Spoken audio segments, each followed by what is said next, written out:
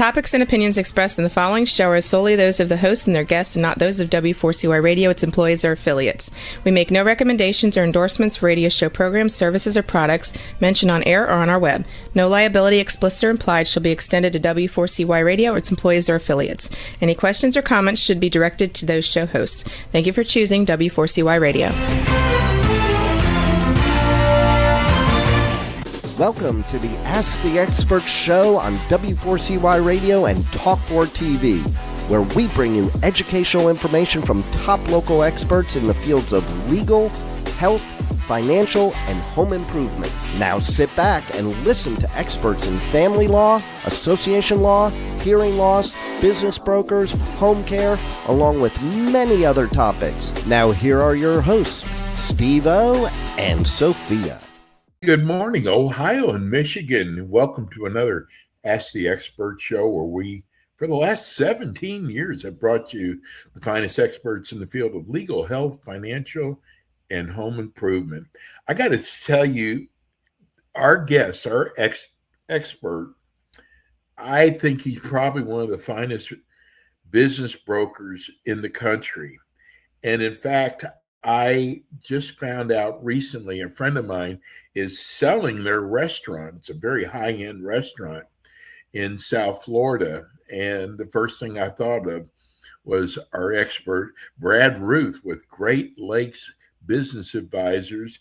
I didn't know that she had signed an agreement, but I told her if it doesn't work out, Brad knows the restaurant business. Good morning, Brad. Morning. How are you? Doing well. How are you doing? Good. I could have helped her in Florida because I am licensed down there to practice in Florida, and I do have an extension of my team down there in Florida to help. So if you do beautiful, let me know.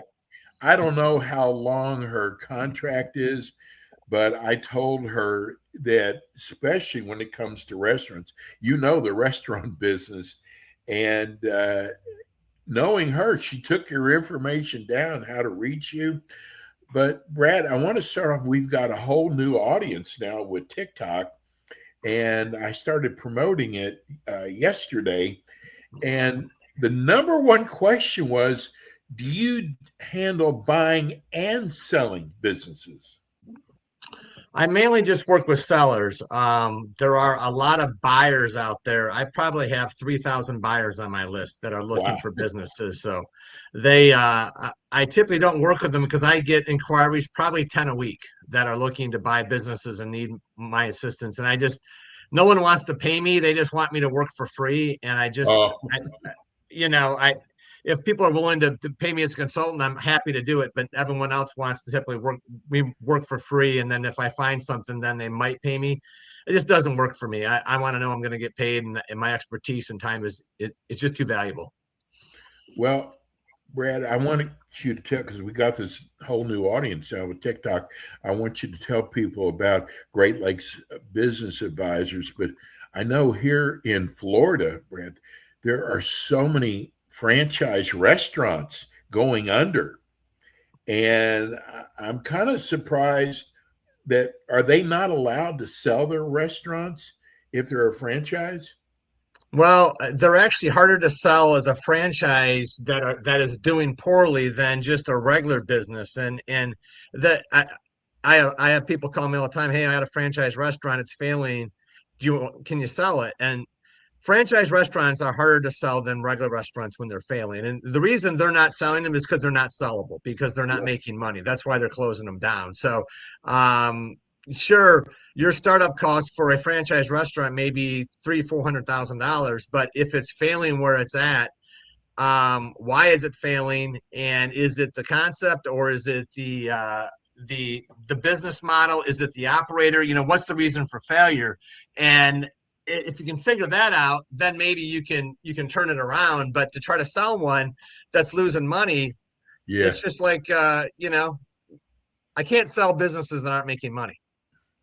And I think about you, especially with restaurants. I've seen restaurants that it's got to be the location. There'll be 6 or 7 different restaurants go into a location, and none of them make it. Even though there's a lot of traffic, they just don't make it. And Yeah, there's just bad locations. So some locations just are bad, and they seem like they're great, but everything that goes in there, they burn through them. So it's not unusual to see that, and you think it's a great location, and there's a reason it's failing. We just sometimes people they they just can't figure it out, really. yes. So what made you get into this business, Brad?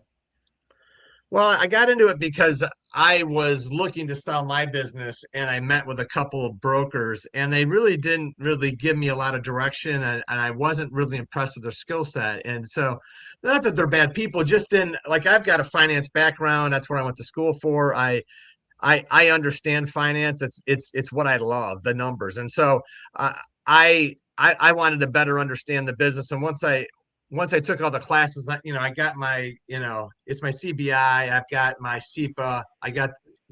I'm also a certified mergers and acquisitions professional.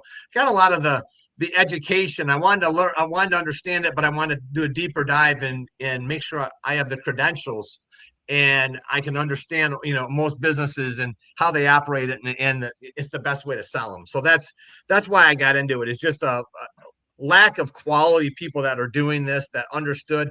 And I'm not just going to take a listing because a business owner wants to sell it. I mean, I'm going to do my due diligence on the business and make sure I can sell it. If I can't sell it, I won't take your listing. I don't want to waste your time and tell you something I can't do. So that's just the way I operate. And I have less listings, but the ones I get, I sell.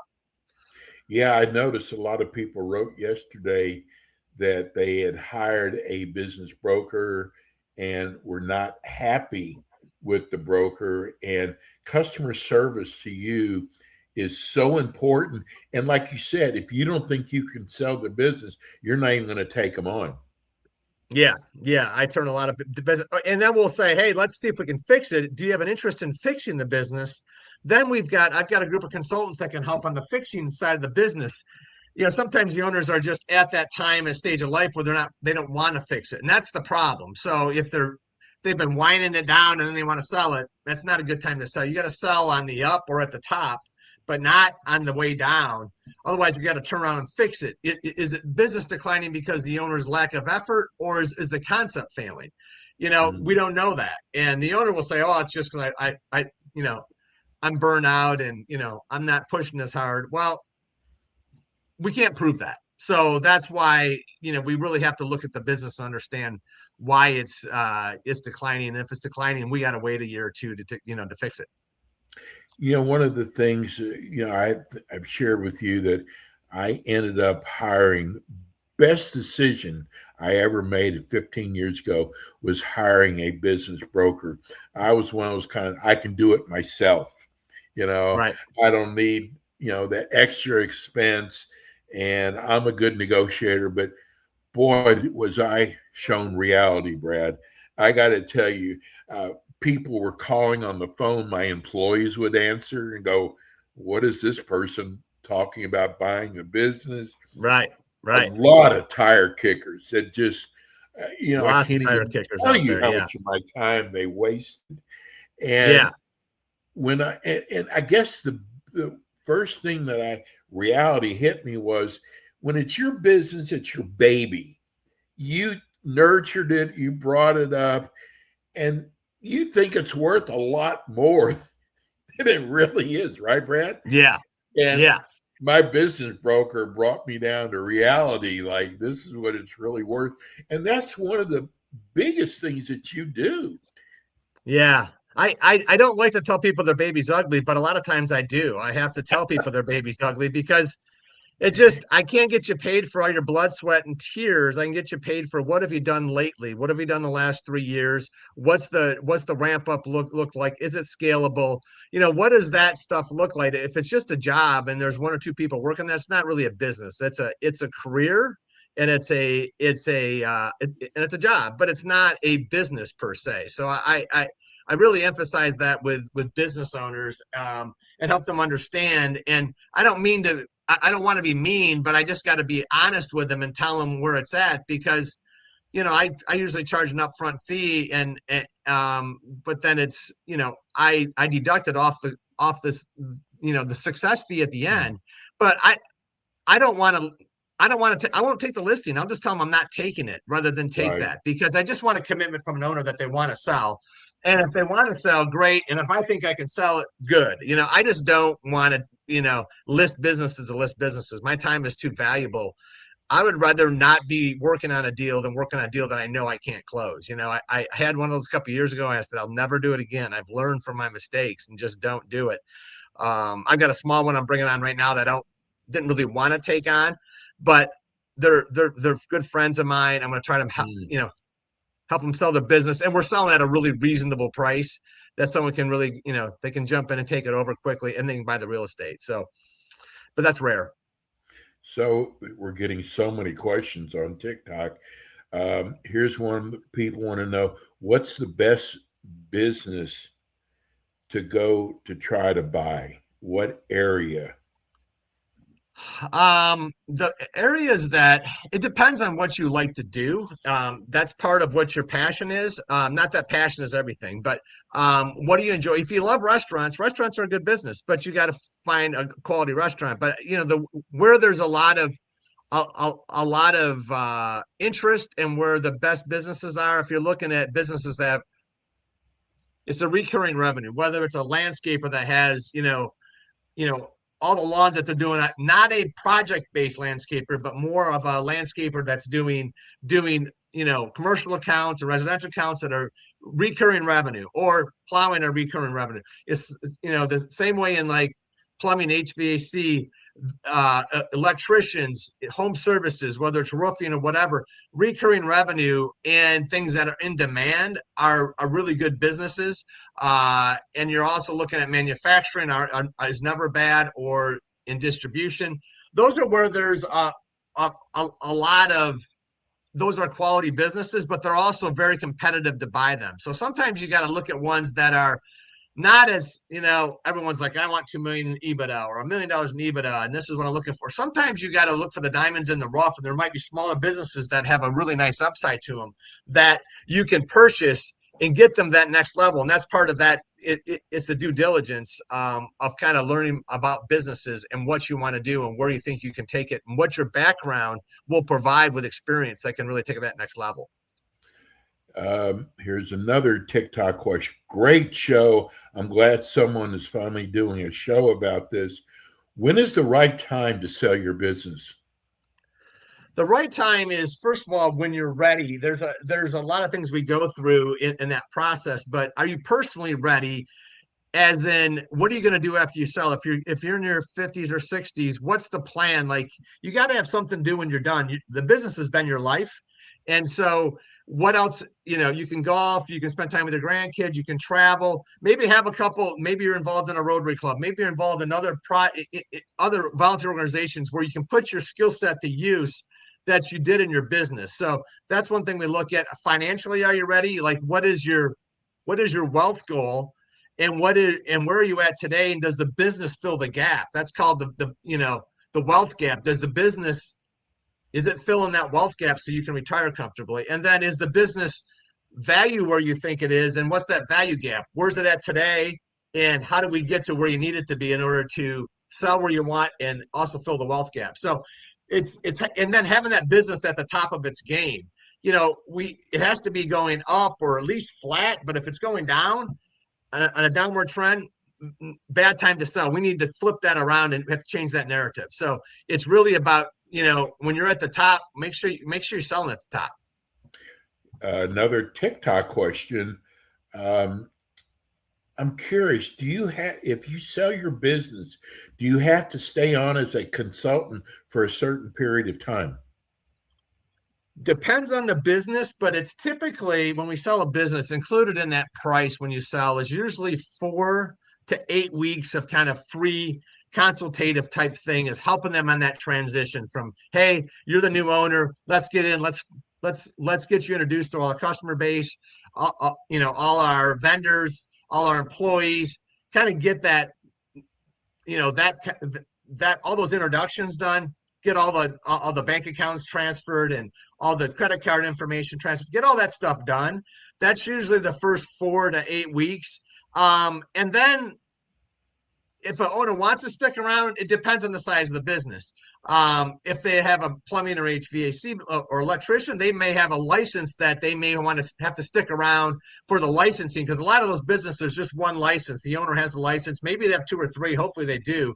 Then the owner doesn't have to stick around, but they can stick around on a consulting basis. But typically, you can be out in 4 to 8 weeks and just be available by phone. So you can kind of start your retirement. It's up to you, but a lot of business owners want to help that transition, make it smooth, because they really care about their employees. They really have a connection with their customer base, and they want to make sure everyone has got a smooth transition. I've just joined in. This is another from TikTok. I've just joined in. I hope I didn't miss this, but can you tell me what your company does in order to sell a business? I'm actually in the market of possibly selling my business. I've gotten some, I think, bad information. So tell me, what does your company do to sell my business? Yeah, I've got when I meet with a client, I've got about a 30 to 45-minute PowerPoint presentation that goes through my sales process from A to Z. So then you can decide, but really it starts out with, I'll do a quick version of it. First I need to see the last 3 years tax returns, the last 3 years P&Ls and balance sheet, and then an equipment list, and then with all your assets and that sort of thing, and try to figure out in your lease, building, that sort of thing. And then we'll do a business valuation if you want to do that, which is the next step. We want to figure out what that business is worth. So we'll walk through that and give you different scenarios, whether it's an SBA purchase, whether it might be a private equity, or a different type of buyer. It's a strategic buyer. So we'll look at different avenues. The price can be different if you offer seller financing as opposed to if you go SBA. So once we go through that process, then we kind of determine, does it make sense? Is that the good number that you're looking for to sell, or does it need to be higher? And that's what we can. And hey, I may look at it and go, like, I've got one right now, nice sized company. They did really well last year, and they had about $1.5 million in EBITDA. A year before, they had about $500,000 in EBITDA. Well, they're on previous year that they only had $300,000 in EBITDA. So they're tracking up. So now we're like, let's get through this year, which their fiscal year ends in October. Let's get through the end of the second year, and we're tracking the right direction. Now that multiple is going to be higher because your EBITDA isn't 500,000, it's 1.5 million. So now the EBITDA is higher, but because the EBITDA is higher, even the multiple is higher. It could go from a 3 multiple to a 6 multiple because your EBITDA is higher, which can support a bigger debt load. So that's what we kind of look at is, does the business cash flow based on an SBA loan, based on a seller finance loan, how does that look? And then if we're on the same page of, hey, we want to move forward in the sales process, then I've got a questionnaire that's going to be tailored to your type of business of 100 questions of what we need to know. I know most of the financials, but we've got all these SOPs, 100 questions that give me a good picture of your business. And then once we have that, we're going to create a marketing package called a CIM or a CBR, a confidential business review, which will be about 30 to 40 pages long, which will be a history of your business, the financials, employees, not by name, just like what their job titles are, what kind of equipment you have. And we'll build a digital marketing brochure. We'll make a marketing teaser, and then you'll have to review it and approve it. And the questionnaire we do in a video, and we're going to record it online, with AI. We'll summarize it, transcribe it, and then I have a VA that will create this marketing package for me. So it's really become a lot less painful for my sellers, because we've got a lot of things in place to make it. So here's the questions. You just make notes on it. We'll go through and answer those questions, and we'll give the video and all the transcripts and the summary to my VA, and then we'll have it. And then at that point, we're ready to go to market, and we've got to take it out to the masses. And I've got a lot of different avenues I go with that, whether it's LinkedIn, Facebook, it's biz, buy, sell, EXP, commercial. We got a lot of different ways we go with it. And then we, got a buyer list that's pretty extensive. So that's kind of a really quick view of it, what we do. There's more to it, but that's kind of the basics of it. Hey, Brad, I want to end the show with this. Please, please, please. I've been through this. Do not try to do this yourself. Give Brad a call. Brad, how do people reach you? They can reach me. You can just call me on my cell here. It's a 330. I'm sorry. My phone number is 330-524-8205. They can go to my website. They can reach me on LinkedIn. You can find me on LinkedIn and you can direct message me. I've got my contact information up there, all that stuff. So, and Brad's with us every month. Brad, I got to tell you, going through all this, the best route is a business broker like yourself and someone who's going to be honest with you up front, and tell you if your business is sellable or not. Brad, right. Thank you so much. We'll see you next month. All right, Steve. Thank you. Thanks, Brad. That's Brad Ruth. Guy's an incredible business broker. That's going to do it for us today. Thank you, everybody who's tuning in on TikTok today. We'll be on again tomorrow. Oh, actually, we have a show this afternoon on neuropathy at 5:00 Eastern time. We'll be back. We'll see you then. Thanks for tuning in today to the Ask the Expert show on W4CY Radio and Talk4 TV. Tune in next week and every week to hear more from our experts on personal injury, insurance, air condition repairs, estate planning, Medicare, and many other topics in the areas of legal, health, financial, and home improvement. See you next week.